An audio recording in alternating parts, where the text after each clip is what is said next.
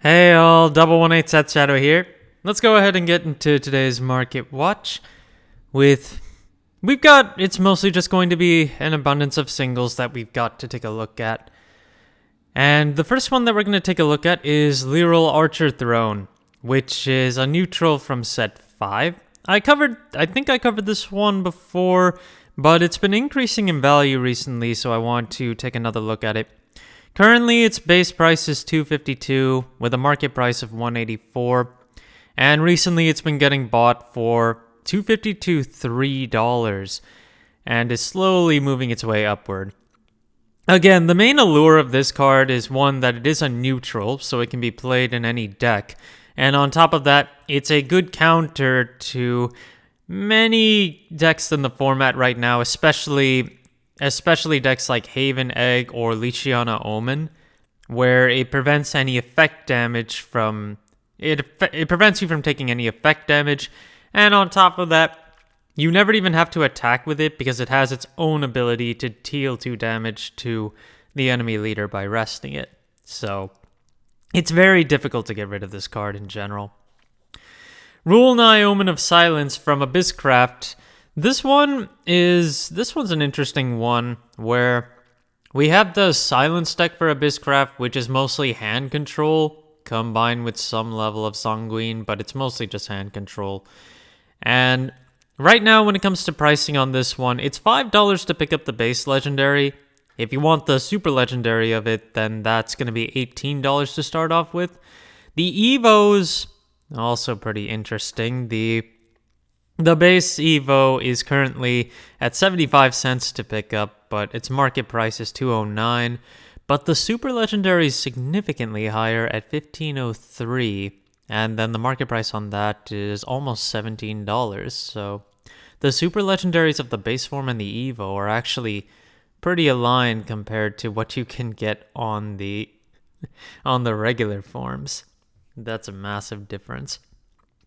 Draconeer Knuckle Dragon, the Evo. I pointed this one out for going up in value a while back, and it looks like it's still been going up under the radar, and it's now been selling for $10 all the way to $16 as of late. And it looks like someone already has the new tournament foil one on the market right now, which... This is something that you're supposed to get for the new Shadowverse Showdown series that should be starting in August. So, $50 for this thing? Someone is just trying to get in really early on this one. So, I would not bother picking that up. But, I mean, this one is rising in value quite quickly from what I expected. So, just keep your eye on this. It is an Evo Gold, so I wouldn't say it's completely unjustifiable. The first anniversary stamp fairy token that you can get as a box topper from set 5 seems to be the biggest of the first anniversary tokens to pick up right now at $13 base price and only 4 listings available.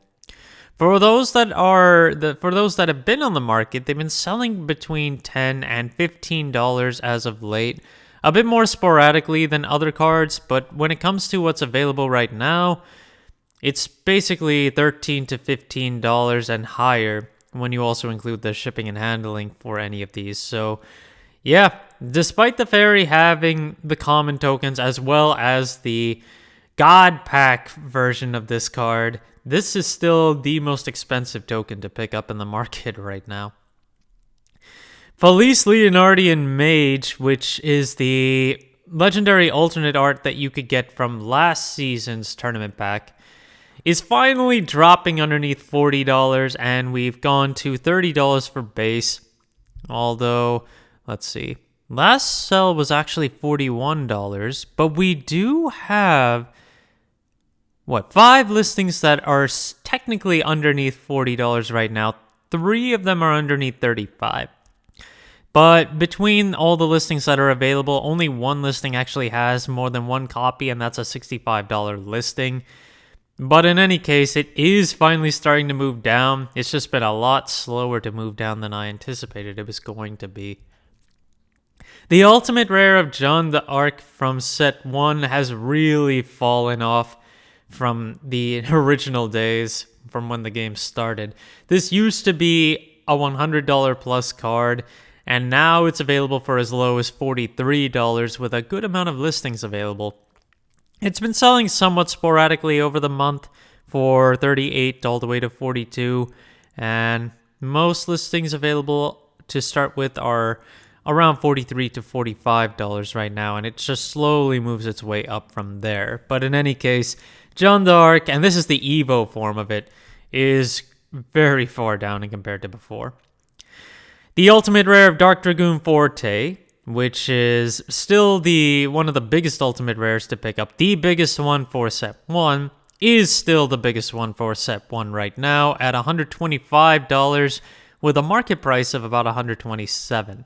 And this one sold at the end of June, but it hasn't really sold this month at all. And in terms of the last few sales, they were all around $126, $127 right now. There's only one listing that's actually under $130, and then the rest of them are at least $132, and then they move on upward, even all the way to $150 and higher. Forte, I mean, one thing to note is that this is the English version of this ultimate rare, which is technically censored compared to the Japanese version.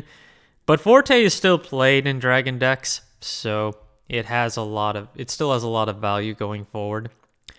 There was a drop-off on Ancient Elf's base form for its legendary, and while this card had gotten to a market price of over $12 in May, since then, I'm not sure what happened, but the market price dropped off to $4, and now it's been selling, but it's been set.